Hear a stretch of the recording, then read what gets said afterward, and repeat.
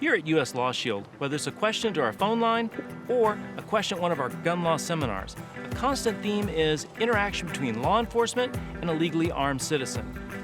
The first step in solving any problem, accurate diagnosis of the problem. That's what this little training video is about. The 3 types of contact you can have with law enforcement, especially if you're armed. They're voluntary contact, involuntary detention, or arrest. With that, let's take a look at all 3 of these types of contact in detail.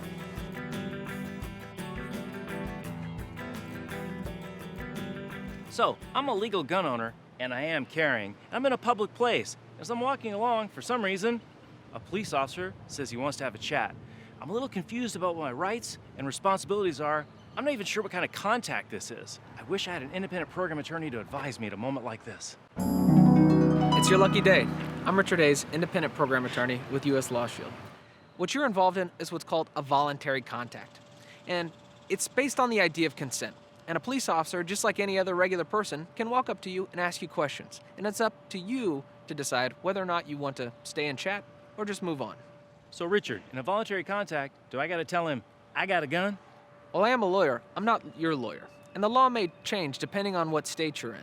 When you're on foot and the police approach you in an official capacity, such as a police inquiry, a detention, or an arrest situation, you must, under the concealed carry laws, tell them that if you are in actual possession of a firearm, you must tell them that you are armed, and then that you have it's a good idea to tell them that you have a concealed carry license and wait for the police officer's instruction.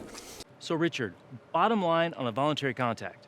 The bottom line is you can either talk or walk during a voluntary encounter. I'm gonna choose walking. Alrighty, this contact is very confusing. I'm a legal gun owner. I'm carrying legally in public. A police officer stops me, asks for ID, tells me stay right here and don't go near while he checks my ID and background. It sort of feels like an arrest, but I don't think it is. Of all the times I wish I had an independent program lawyer, this would be one of them. Austin, you're in luck. This type of contact is called an involuntary detention. It seems like an arrest, but it's not an arrest. It's just temporary. And it's based on the legal standard of reasonable suspicion, or reasonable articulable suspicion. That is, could an ordinary person articulate or explain what they believe and why they believe it, and suspect. They have to suspect that you have, are, or about to commit a crime. So that's what you're being held for. It's not an arrest, it's an involuntary detention. I know I'm not free to go, but what do we do about the gun thing? Do I have to tell him? While I am an attorney, I'm not your attorney, and each state's law may differ on whether you have to disclose that you have a license and that you're carrying a firearm. If the police are looking to arrest you, looking to detain you, or wanting to look at you suspiciously, they can conduct the Terry frisk, pat you down for weapons, and while they're patting you down for weapons, they may inadvertently discover contraband.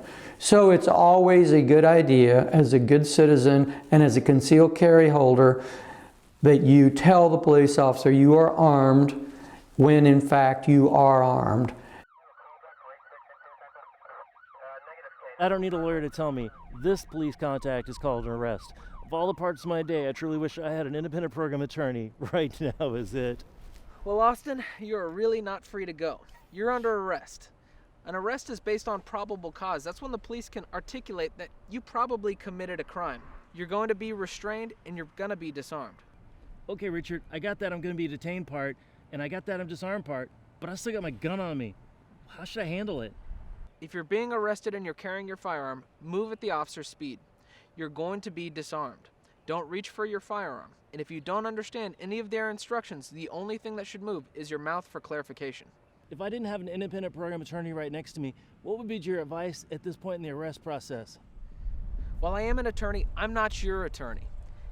Invoke your right to have an attorney advise you prior to questioning, and invoke your right to remain silent. Actually say, I'm invoking my right to remain silent. If you don't invoke your rights, they can use your post-arrest silence against you. When you're a responsible legal gun owner, carrying legally in public, you have far more concerns than an unarmed person does. Hopefully this video helped you identify the type of police contacts that you might encounter, gave you some ideas on how to manage that contact, and hopefully gave you some tips on how you and that officer can separate safer and more effective.